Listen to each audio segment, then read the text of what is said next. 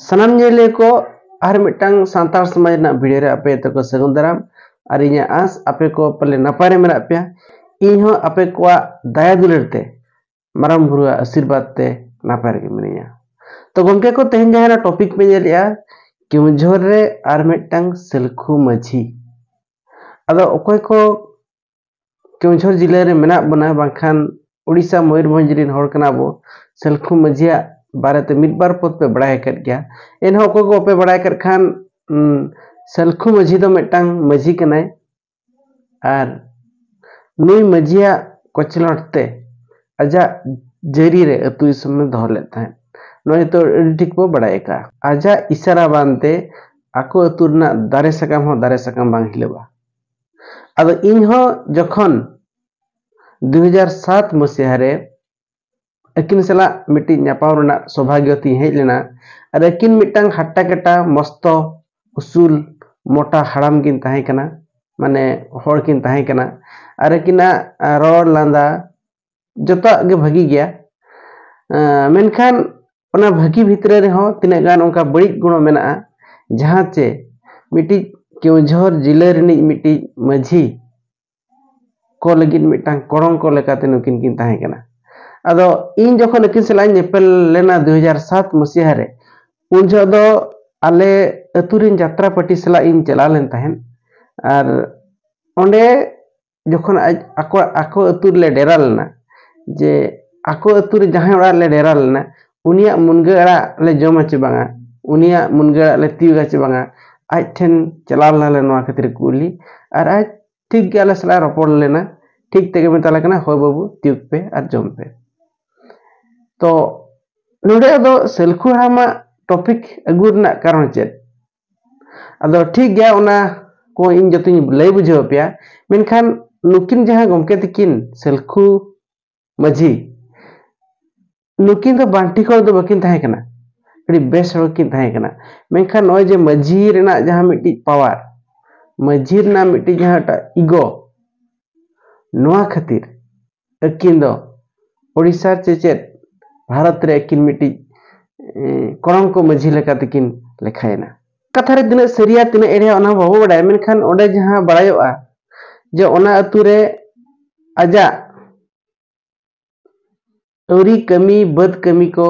करी चबा भोर चास बास कमी को री चबा भोर एटा हड़ा बद कमी बांग एतहबोआ आजा ओंडरे जहां हड़ को तहेना उनको कोगे ओना टोला दे दोहो को बाखान उनको दे लगा को बाखान जहाना बांग जहाना नांगसा कते उनी ओंडे खने अडक को मेनखान उनी दो मिटी समाज सेवी होय ताहे कना सरपंच होय ताहे कना और ओना सावते ओना रेना भरपूर फायदा इदी ताहे मेनखान ओना रे जतो लकाते आजा ओंडर रे ओना अतु हड़े दोहलेट को जहां चे बहु कुड़ी हुयु डंगुई कुड़ी हुयु आको ओड़ा रे नुकु कर्मी लकाय खोटाट को ताहे अदो नोआ लेकाना अडी ढेर एटकेटोने हुईना और आपे को पे बुझे दा कना मिटांग अतुर नि मझिया पावर तिना और आज जदी चाहिए अब मझी को अब पर्जा को चेक लेका ओना आपे पे बुझे दा कन गया मेनखान मुचे रे ओना एरिया रिन तिना गान हड़ गड़ो गपड़ काते हुए तो माओवादी सन्त्रासवादी जहां जहां नोकान लेकान हड़ को हेज काते उनी आजा आज को मर्डर के दिया और नोआ खातिर केस कोड़ी चलू लेना अदो नोकानी मिट्टी हड़ 2008 चे 9 मसीहा रे मेन में तहिन खन 15 वर्ष लहारे उड़ीसा रेना केउझर जिले रे मिट्टांग हड़े ताहे कना आ नुई दो selkhu हेम्ब्रम जे selkhu maji बा मेनते वो बड़ाय ले दिया selkhu maji जहां ताहे कना नुई हो शिक्षित गे सरपंच ताहे कना और ओना एरिया रिन जतो लगन हड़ को सला आजा भगी सगई ताहे कना मेनखान नवा जे मझी पदो नवा जे मिटा मझी पदर ना मिटा अहंग जे अतुर ने इन दिन नुई कना इन अतुर ने इया कथा चलुआ इन जाइन मेना ओना को आंजमा और आजा व्यक्तिगत स्वार्थ हासिल खातिर हुए तो ओके को चेत को बेबे जे कमी का नोआ को गे बांग को सहाव लेते और नोआ ओका लकाते बांग सहावा नोका तके नुया माड़ा ताय नोआ धरती पूरी खन चलायना नुई लेखान जहां मिट्टी आदर्श मझी ओडिसा रे मेना को चे बांगा भारत रे मेना को चे बांगा चे केउझर रे मेना को चे बांगा अदो इन दुई मेना केउझर रे मेना को गया चे ओडिसा रे मेना को joto disam rege menak kat kwa ar nuku majia ekla te bang hiu reho maji rin jaha moye hor ko ar jaha jogo ko ar jaha re majia system ri jaha tina maji rin supur hor ko nuku kwa khandite nuku kwa षडयंत्र ते नितो हो abo aturin rengej orej hor ko sosonok kana kochlondok kana norna proman इन ठेन मेना आपे को ठेन मेना और आपे को दो बापे ले दाया कना और लयम चिकाते हम यदि मजी विरोध तेम लया इनखान मिट्टी राजा विरोध तेम लय सला समान और राजा विरोध तेम लया माने आमा पसी हुई लगती हम दो को फसी मिया उनका के नितो यदि मजी विरोध तेम लया हमको बारन मिया हम अतु खन को ओडक मिया और यदि जहाना गे नवारना यदि चेत को मदी दाया kan जीवन सारा करा चुमिया नोकाना नितो मजी पावर मेना अदो नोंका गे नितो हो केउझर जिला रे हो अडिगान सेलखु मजी बाबा लकान को मजी मेना को जहां जे नितो जहां को आदिवासी सेंगल अभियान को कमी कना नुकु नितो आको 30 जून खन 30 जुलाई धरि आरगे नोयत्रा अगस्त धबि हो आको अतुई समरे गणतंत्र शासन लागू मा संविधान आईन के लागू मा और जुरिमाना मन इच्छा जुरिमाना नवा को बंदो मा साथे बहिष्कार लेकाना बारन लेकाना कमी होरा आलो हुयु मा आ जहां वंशगत मजी को मेना को नुकु को परिवर्तन करते नवाते मिटांग मजी बेनाव रना जहां सिंगल अभियान हर को कमी कना नुकु को चितार मिटांग नितो नवा कंप्लेन हेज कना बामा नवा मिटी बेबड़ी डहार हेज कना चे डहार कना जे ओकोय को सिंगल अभियान को कमी कना आको अतुरिन मजी उनको हर को मिठेन काते हो जारा काते आको कुलित को चे आपे मा मजी को मा मजिया कमी को बापे कुसिया कना मजी को मा तमा मजी तमा बापे मजी कना आपे मा मजी पे बदलेट को अतु पे पंचायत हंडी पे सहायया अतु पे लहायया एखन आपे दो आले अतु हर सला पे तहना चे आपे तो सिंगल अभियान सला पे तहना नोकाना कुकली हो हिजुक कना अदो ओकोय मजी को जे ओकोय पुरुधुल को नवा कथा को राकाबिया अदो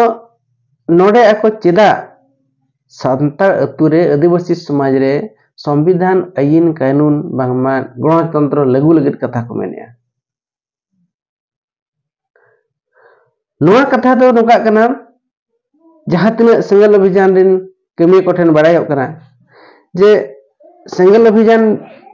जहां तिना केस को इदी किया अतुरे जहां को बारन काट को बाखन को डाणम काट को जहां को कोचलोंडेट को नोकाना कमी गे नोकाना केस गे सिंगल अभियान द बिस्ती केस से नाम किया और नुकु इदी कते जब तो बड़े थाना ते को चलायना कुड़कुचरी को चलायना थाना बाबू मेन किया जे आपे आदिवासिया कथा कना आपे समाज ना कथा कना ओना दाले वाले हस्तक्षेप एखान नुकु को चिंता किया आले हो भारत दिसम नि हर कान गेले भारत दिसम दो संविधान लेकाते इनके ते लागू कना आले हो भारत रे एटा नागरिक को जहां सुविधा सुयोग कोर्ट रेना हुयु थाना रेना हुयु प्रशासन लेवल ते जहां सुविधा सुयोग को नामिया आले हो ओनागे नाम कथा मेनखान नय जे आले को बारन लिया मिटी आदिवासी रेंगेज अड़े हर को निर्दोष को दोषी कना ओडे को डणी मेंते को हत्या कना नोआ रे तो चिदा आपे दो बापे विचार लिया एनखान नोडे नुकु को मेन के जे सांता अतु रे दो भारत दिसम ना संविधान आईन कानून दो गणतंत्र दो बांग लागू कना ओना ते नुकु को मेना जे गणतंत्र नोडे लागुई पे पुइलु कथा मेन दो अबवा जहां तिना आचार विचार अतु रेना बामा अब आदिवासी को अबवा आचार विचार हो थाना करे कोर्ट कुची करे विचारो मा बामा नोडे निष्पत्ति हाता हुयुमा चिकाते थाना वाला को हुए तो आको स्वार्थ लगित चे आको चाकरी बांचा लगित चे नोडे टेंशन बांग इदी लगित आको को मेना जे आपया ना सामाजिक घटना कना सामाजिक जिनिस कना आपे गे नोआ दो आपे तेगे नोआ दो फैसला पे आले नोडे मुडो वाले खर्चे एखान नोआ हुयु कना पुइलु जे अतु दिसम रे सांता अतु दिसम रे गणतंत्र लागू मा मेनते दूसरे कथा तेदो जे जहां को नडे मुरुबी मेना को अतु रे माझी गे माझी दो नितो धबिते आबो दो वंश परंपरा के मेना बना मेन दो माझी अपन के माझी है एटा हर दो बाको माझी दा जदि को माझी कांदो आको वंश रिन को माझी एखा नोआ रेना हो मिट्टी रिसेना नेगेटिव मेना मेनते सिंगल अभियान को बड़ाय किया अदो नुकु चेद को मेना जे बांगे माझी दो आले दो बाले रिसाय कना जे माझीया परंपरा सिस्टम हो बाले रिसा कना जे नोय जहां माझी मिट्टी अब वंश परंपरा गत मेनाया नितो दो वंश परंपरा दो भारत दिसम दो गणतंत्र दिसम रे दो चेद हो वंश परंपरा दो बांगे जामो कना संविधान लेकाते दो मेखान उनका लेकाते गे अब हो जहां लेका मिट्टी मेंबर बो बछाय कना तु हड़ा कुसीते मिट्टा मेंबर जहां लेका बछाय कना उनका के माझी मिट्टा अब बछाय मा आ जहां चे मिट्टी अब जतो ह तो बछाय कन ठीक हड़ बो बछाया और उनी अब अतु समय चलावा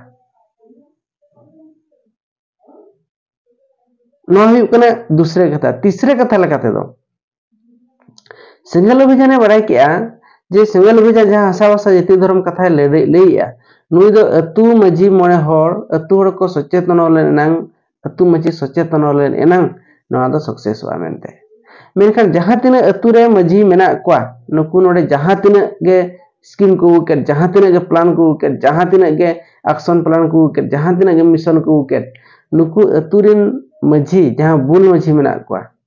नुकु एरी को बदल भूर बामा नुकु को एरी को बुझाव नाम धबी तीसो आको मिशन तक बाय सक्सेसवा जे ओकोय आ बांग सक्सेसवा ओकोय संगठन आ बांग सक्सेसवा ओनाते नुई सिंगल अभियान मेन किया जे जहाय माझी को आपे सारना धर्म खातिर हासावासा जाति धर्म खातिर अब आदिवासिया मिटी सामूहिक लाभ खातिर आपे गड़ो कना उनको को बदल पे एखान नो जे नो तिने कान कॉन्सेप्ट माझी बदल कथा मेनो कना नुकु मिट कॉन्सेप्ट को लैया और आको मिट कॉन्सेप्ट को बुझेब कना मिटटांग धारणा को बुझेब कना ओनाते नुकु नुकु भितरे एटा द्वंद्व हेजे कना इना तायम जहां नडा मेन का जे मन खुशी चुरी माना अब जतो को जुरी माना बो एमया अखड़ा रे बिचार ठे अदोडे ओना मन खुशी हुयु कना